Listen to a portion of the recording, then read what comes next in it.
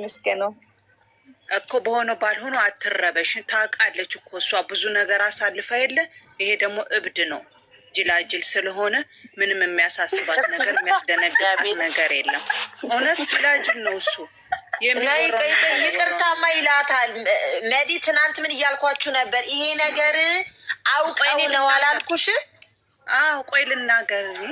ሲቀጥል ሄርሚ በእውነት ሄርሚ ሲደውላት ባትሄድ በደውሉላት ቁጥር በየቦታው ባትሄድ እውነት ይሄንን ንገሪያት ማርቲ።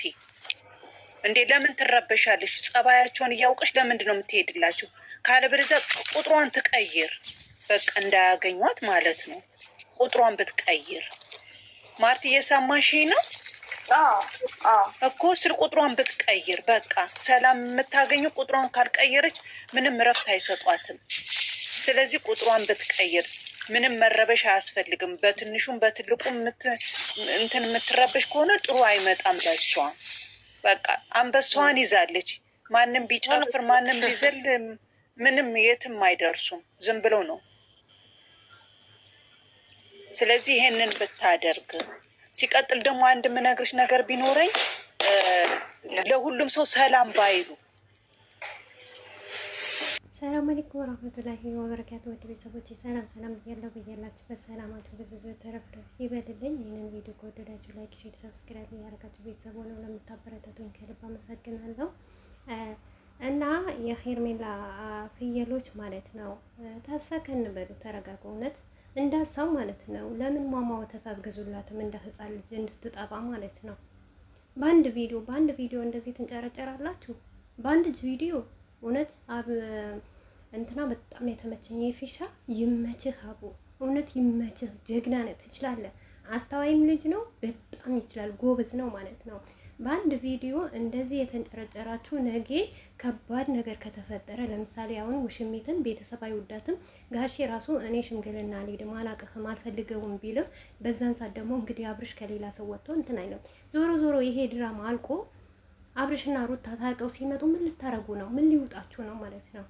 እውነት ጭራሽ አሁን ሄርሜላ ማለት ጀግና ናት ጎበዝ ናት የምትሉ በአንድ ቪዲዮ ራሷን ካመማት ከተጨናነቀች ከተሰባበረች ይሄንን አክል ከከፋት ነገ አብርሽ ያው አመሉ ነው አይተውም አይደል?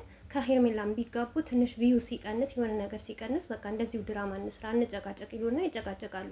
ይሄንን በላይ ዋላይ ሴት ያመጣባት ቀን አርግዛ ትቷት ሄደ ቀን የሆነ ነገር እንደዚህ እንደ ሩታን እንደበደላት አክል በሄርሜላ ላይ ሲያደርስ ምን ልትሆኑ ነው? ወይኔ ጀግና ጠንካራ ብርቱ ሀብቴ ሩታ ሀብቴ፣ ወይኔ አቡ ይመችሽ፣ እውነት የሩታ ጠንካርነትና የሩታ ጉብዝነት ከምሬ ነው የምላችሁ። ከጀግና በላይ ጀግና ናት እኮ ሩታዬ ማለት ነው። እርጉዝ እያለች ራሱ ለብቻዋ እንደዚህ ተቋቁማ እንኳን ደበረኝ ከፍቶኛል ብላ ሚዲያ ላይ መታ አላለቀሰችም። ያው አንዳንዴ ሰው ሲያገኛት ታረቂው ምናምን ሲላት የከፋትን ውስጣን የተናገራችን እንጂ ያንን ሁሉ ጊዜ 9 ወር በሙሉ አይታችኋል። እየዞረች በእያንዳንዳቸው ዩቱበር ስትሰራ አንድ ቀን ሳታርፈ ማለት ነው። ዛሬ እቺ የራሷን ያጠፋችውን ስተትዋን ስለነገራት ለአንቺ አይበጅሽም ስለመከራት፣ አሁን እኮ ኤፍሬም እውነት ለመናገር ምንም ያጠፋ ነገር እኮ የለም።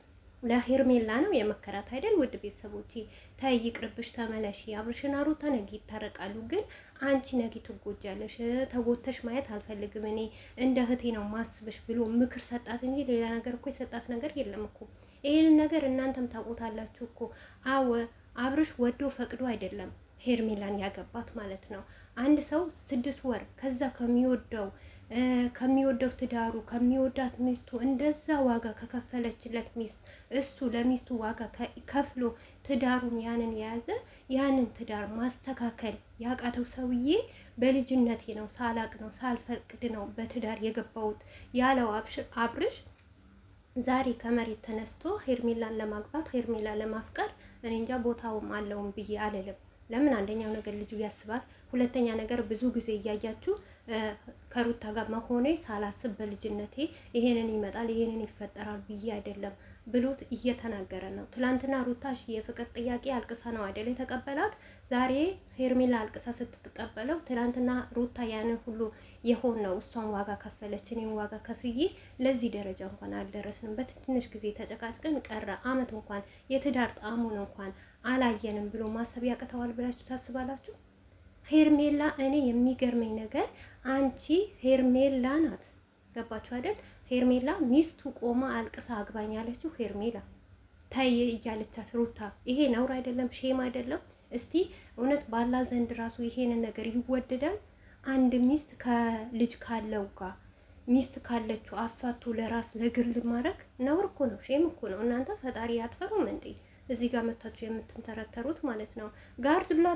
ጋርዱላት ለአብርሽ ደግሞ አሁን ብር ላኩለትና በየቀን እየሄድክ ወንድምህን ስደብ፣ ቤተሰብህን ስደብ፣ ቤተሰብህን አስከብር፣ እሷን እንዳይነኳት፣ እሷ አንድ ነገር እንዳትላት። ኤፍሬም እኮ ይችላል፣ ጀግና ነው፣ አንበሳ ነው። እውነት አንጨረጨራችሁ። እኛ ቀለበት እስከሚደረግላት ድረስ እንኳን ያንን ሁሉ ስትላላት እኛ እንደዚህ አልተናደድንም። እንደኛም እንደናንተ ሩታ ትጎዳለች፣ ሩታ ትሰበራለች አላለም። እንደውም ትዝ ይላችኋል የሩታ ደጋፊዎች አብርሽ ከሄርሜላ ቦነሳት አብርሽን ይቅርብሽ፣ ሂድበት፣ ቀጥይበት፣ የራሱ ጉዳይ ነው፣ ታዩ ተፋቱ ነበረ ብለን ቪዲዮ የምንሰራው ማለት ነው።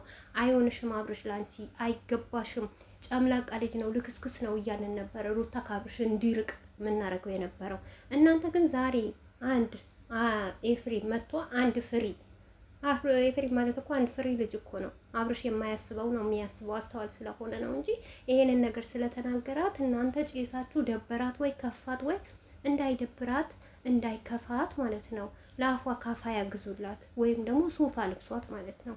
በቃ በየቀኑ ማለት ነው እናንተ እየደወለችው ሄርሚ የት ገባሽ የት ወጣሽ ለምን አትሏትም? እንዳይደብራት እንዳሳብ እንዳይከፋት ማለት ነው።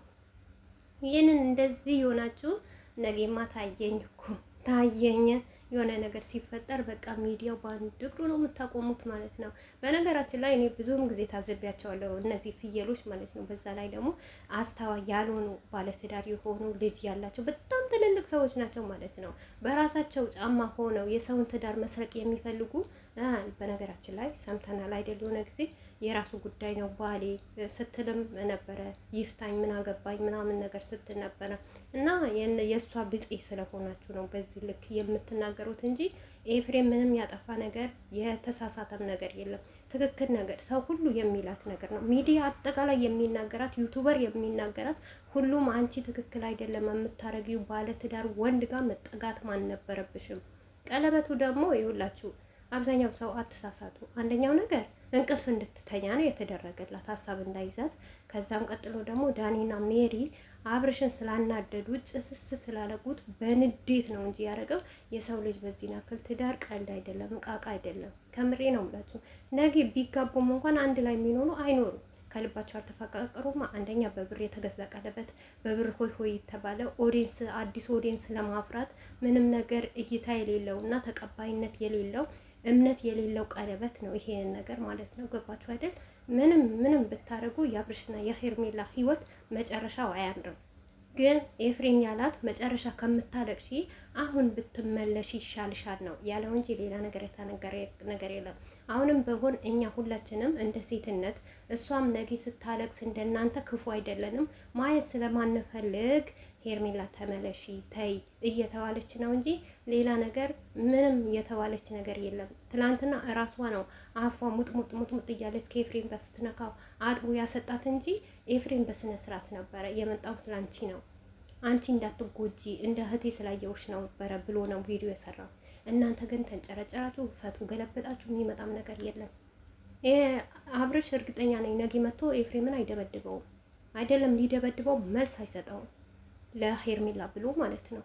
እና እየሄድክ ደግሞ ቤተሰብህን ነውር አይደለም እናንተ ሼም አይደለም? ሼም የሚባል ነገር አታውቁም አይደል? በቃ እናንተ የምታውቁት ወታችሁ ቲክቶክ ላይ መተርተር ነው አይደል? ሼም እኮ ነው። ወንድምና ወንድም ሂደው ይጋጩ። ለምን አታስከብርም? ለምን ራሱ አትከበርም? በመጀመሪያ ማለት ነው። ክብር ሴት ልጅ አይደለችም? ክብሯ አትጠብቅም? እንደዚህ በወረደ ቦታ ለምን ትገኛለች? ባለትዳር ወንድ ለምን ታገባለች እሷ? ኤፍሬም እኮ ምንም ቢሆን እኮ ወንድ ልጅ ነው። ነጌት መጥቶ ወንድሙ ቢናገረው ወንድሙ ነው የሆነ ነገር ይታረቃሉ። እሷስ ሴት ልጅ አይደለችም? ክብሯ በዚህ ናክል ዝቅ ከፍ ለምንድን ነው የምታደርገው? ተከብራ ቁጭ አትልም? በቃ አብርሽን የፈለገ ነገር ይምጣ እችላለሁ አላለችም። ትቻል። ይሄ ቀላል እኮ ነው። ነገ ትልቅም ደረጃ ሊደርስባት ይችላል። እና ተገልበጡ እናንተ።